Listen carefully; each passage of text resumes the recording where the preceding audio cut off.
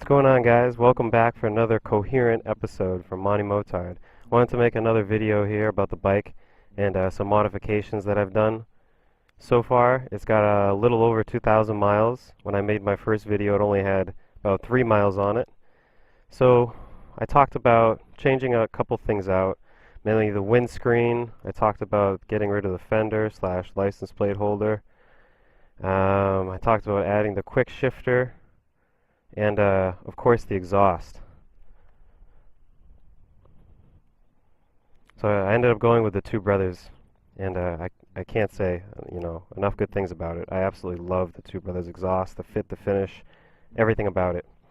So let's go over the bike. What did I do besides the exhaust? I added on this right here. This is from New Rage Cycles. It's kind of a different fender eliminator that I've seen other guys do, just because it's got the built-in LED lights here, which flash perfect, nice bright instant on and off. And I like the fit and finish. The kit's it's pretty good. I did the exhaust here, the Two Brothers. It also came with the catalytic converter eliminator pipe here, so basically it just takes it right from here, gets rid of the cat that would have ended here, and just makes it one pipe. The install was easy. I've yet to tune it, so this thing pops like crazy on the acceleration, and yeah, it creates a ton of flames, which I really got to tune soon, or else I'm going to destroy the baffle on the inside and have to, put in new material. I added on this zero gravity windscreen here. This is the Corsa, the light tint, just because it didn't come in the dark tint at the time, and I wanted the Corsa instead of the double bubble because it comes up a bit higher, and the double bubble is only really in the middle, whereas this is the whole shield is about the same width around.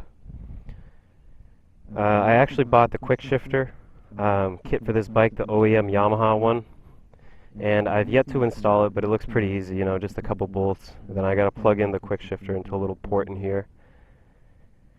I've adjusted the chain a little bit, obviously tightening it. Now it's perfect. It's an 1.5 inch of play according to the manual. It's right on the money. I oil this baby every 200 miles anyways, clean the chain. Overall, I absolutely love this bike. I'd say with a little modification, it's like the perfect street bike. It's a bit bent over for people that have bad backs.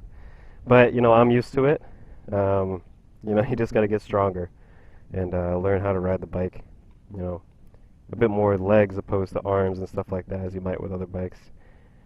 I also I added this ram mount here. I definitely needed a good mount, and I like how the ram sticks in pretty far, and it's not going to move at all, so that came out pretty good. I was also mentioning about replacing the mirrors and putting in some block-offs, but to be honest, I like the mirrors. They do a good job, and where their position is good enough to where I'm sitting on the bike, I can actually see by my shoulders. I might have to move like a tiny bit, but overall, it's been no problem. I was thinking about replacing these levers, but to be honest, I kind of like it, and the silver levers with the silver, engine and case coverings and all that, it's, good. It looks cool. I also replaced these pegs here, just with black ones, because they're just OEM silver. And don't tell anybody, but I actually broke the original peg on this side, so I thought, why don't I just replace all 4? And the original pegs are the same quality as these aftermarket pegs. I gotta say, the stock tires on the bike are fine. I don't have any problem leaning this bike over. I've pretty much gotten all the way to the edge. I'm no Rossi, but I can get over far enough to use most of the tire without feeling sketched out or anything like that. Stock suspension is sweet. I gotta get it dialed in though, certainly for my weight. I might put in the blinker mod with the DRLs, the daylight running lights here, just so I can have this flash and also this at the same time. And also, it's good if you want to get rid of the mirrors, you can just have that flash as well.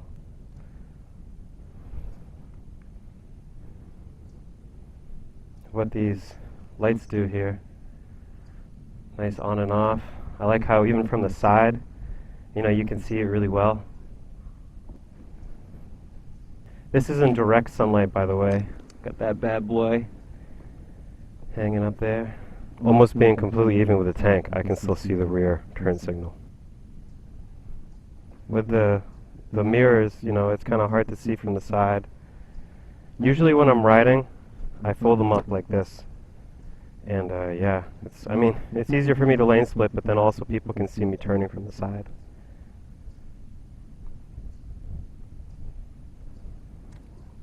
So I highly recommend this fender eliminator kit as well. It's new Rage Cycles once again. Got it on eBay. It was about 150 bucks. Besides the tune for the pipe, I'm also wanting to get the tune for the throttle because it's a bit choppy.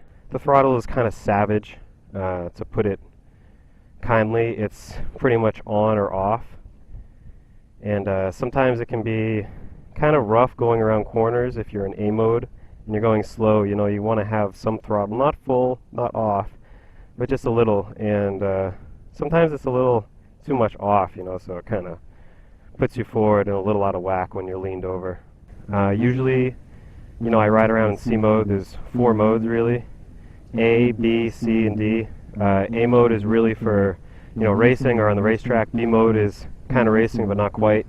C mode is what I like to consider city mode. It's full power under the throttle, but a bit more even. You know, it's not such a instant power. It's kind of more of a gradual power band. And then 4th is D. It's really for, you know, rain and snow, I guess, if somebody's extreme enough to do that.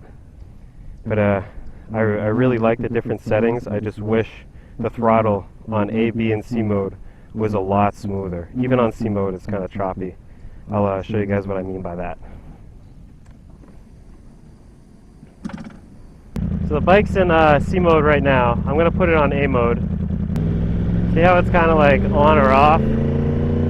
I just loosen up a tiny bit, it's off, on, off, on. A mode is definitely not for going slow at all. If you're just riding around the city, or, you know, just getting to where you need to go, you put this bike into C mode. It's just a lot more comfortable. You're gonna get full power, you know, eventually.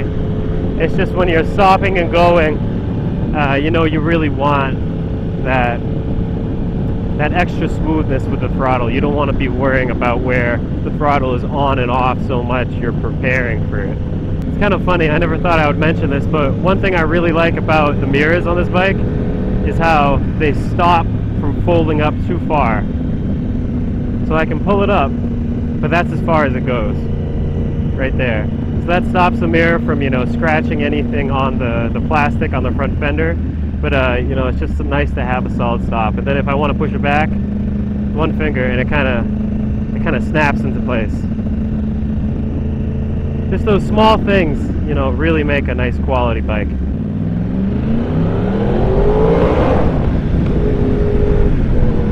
So yeah, some people on the older generation R1 that had the pipes coming up under the seat mentioned that the bike gets really hot and the seat gets super hot, and kind of sucks to ride in the summer.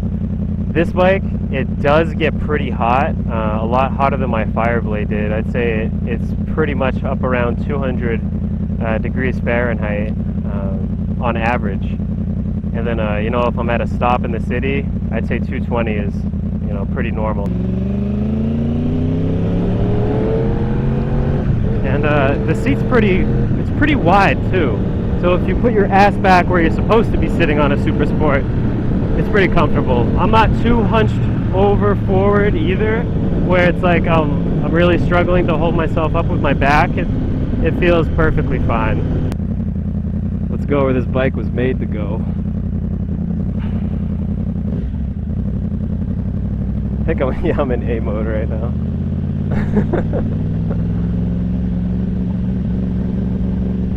Off-roading, I gotta say, for a dirt road it does okay. I wouldn't bring it through the woods. Alright. Give a rundown through some of the electronics that I really like. So yeah, like I said, I'm at basically 2,500 miles here. Let's call it the 2,000 mile review just for the video title, but I'm actually at 2,500 miles. Yeah, so the electronics are awesome. I changed the screen so that it went from being typically white to just being in the old black setting. I like the unified braking system. I definitely noticed that, you know, if I apply the front, the rear definitely is applied a little bit. I can feel it. I want to say I can feel the difference from my old bike where it wasn't unified. I also really like this digital display overall. I'm used to the analog display, so the digital is a nice step up and really makes the bike feel, you know, like it's a bike from the future, you know, not a continuing technology. I really like the traction control settings in this bike and the slide control. When I first rode this thing for like I'd say the 4th or 5th time, it was late at night, the ground was kind of cold, and I had it in full power, but I had the traction control and slide control on. So I hit the gas and the bike slid out just a tiny bit from having too much gas, you know, not enough grip, and it corrected itself faster than, you know, than I did. I think I would have caught it anyways, but still, it's nice having that extra electronic control. I'm a big fan of the fuel consumption little gauge here. So there's no gas gauge, but it tells you how much is used. So basically, you're going to have 4 gallons in this bike, I want to say. And it'll tell you, okay, well, you've used 1.3. If I want to reset that, I can just push the button, and now it's blinking. If I held the button, it would reset. Surprisingly, I like lift control a lot in this bike. You know, I thought, oh, I just turn it off immediately and never use it because, you know, I just let off the throttle. There's your lift control, let off the throttle. But no, when you're on full power on A mode and you're taking this thing down the street, you want to hit that thing coming onto an on-ramp, hit the gas, front wheel comes up, you shift into second, it only comes to so high, third, fourth. I mean, you can pretty much just stay on the gas and shift up while this bike controls how high it's going up. So, I mean, to a certain extent, you're kind of maxing out your acceleration as much as possible just because of the lift control. So, what can I say? I really like that feature. So, a couple other things I want to add to this bike are radiator guards. I already kind of have one right here, but I want to get a radiator guard for this, and I think I'm going to get some engine case guards right here, you know, that just kind of like use a couple existing bolts just to cover these. It's nice to make the bike a bit more black too, but I want that complete coverage. But yeah, overall, I love this bike. If I would do it again, I would choose this bike every single time. I wouldn't pick the ZX10 because it doesn't have low-end torque, just doesn't have that cross-plane sound. The BMW S1000RR I think is more expensive than it is really worth. You know, I don't want to pay that much money for a super bike that I can get something just like it. The Aprilia RSV4 is a nice bike, but it requires way too much maintenance with the valve adjustments. It's like every 5,000 miles or something like that. This is every 24,000 miles for a valve adjustment, so R1 wins again. Honda 1000 RR Fireblade. It's too much money for how much it was compared to the Yamaha. It was like $5,000 more, basically for what bike I could get in the same year. What else? We have Kawasaki H2. I don't know if that's even a comparison, but yeah, I would pick this bike over a Kawasaki H2 all day, just for its reliability, and you never really know about that supercharger on that H2. And overall parts for the Yamaha. I mean, it's a Japanese bike. It's a Yamaha R1. There's going to be a ton of these bikes made, so you're going to have plenty of parts available.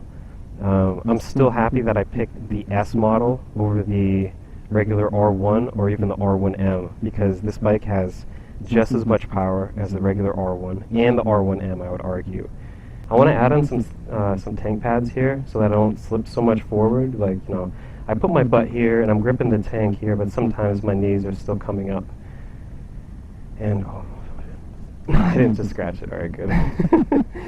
And yeah, I'd like some pads, but you know, just the design of this with the lines here and here, I don't want to interrupt that. So if you guys have any, you know, some good examples that would be clear and would fit, you know, nice, I'll definitely take them. Some people say that this bike is fugly, it's fucking ugly, but I would disagree. I'd say it looks incredible. It looks so mean. It kind of looks like a not a clam, but a crab. Kind of like a crab, you know, right here, like a screaming crab. The lights are awesome. I love these lights at night. They are so clear. They make such a clear cutoff. Only the low beam comes on, and then the high beam, you know, of course, if you turn on the high beams, but you don't really need the high beam. The low beam covers everything, and then the high beam is just a little bit, you know, higher, I guess, as it would suggest. It doesn't add any more light to where you really need it. So, if anything, if I would change something with the lights, I would have the high beam aimed a little bit lower, just to kind of illuminate the existing road a bit more, rather than go higher. All right. Let's get out of here before I roast. It's pretty hot today. And I'm an old black. I'm always wearing gear, all the time, but it is hot.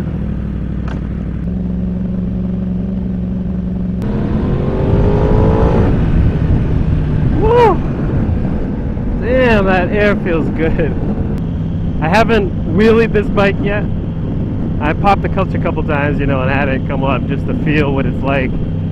Here, let's just clutch it up real quick in first gear. I have lift control on, keep in mind. The lift control stops it immediately, but I have it on. It does its job. I love this bike. If I was to do any mod first, again, I would do the exhaust first.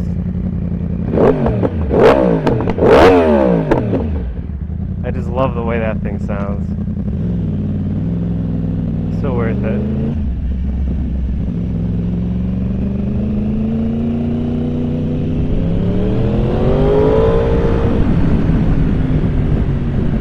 As you know, I love this bike. I'm so happy that I picked the Yamaha R1 over everything else. I would do it again in a heartbeat, and I would recommend it to all of my friends. I hope everybody owns an R1 or gets to ride an R1 sometime in the future. So again, guys, thanks for watching. You know, keep up with some of my newer videos that are coming out. I'm always putting up some pictures of the bike, you know, somewhere interesting or doing something new every day. So yeah, thanks again for watching. Check up on the Instagram and the Facebook for cool pictures. Instagram is at Mani, M-A-N-I _Motard, M-O-T-A-R-D. Facebook is the same, Mani Motard. And yeah, peace out. Take it easy, guys. Enjoy the weather if you can. And if you're riding, be safe.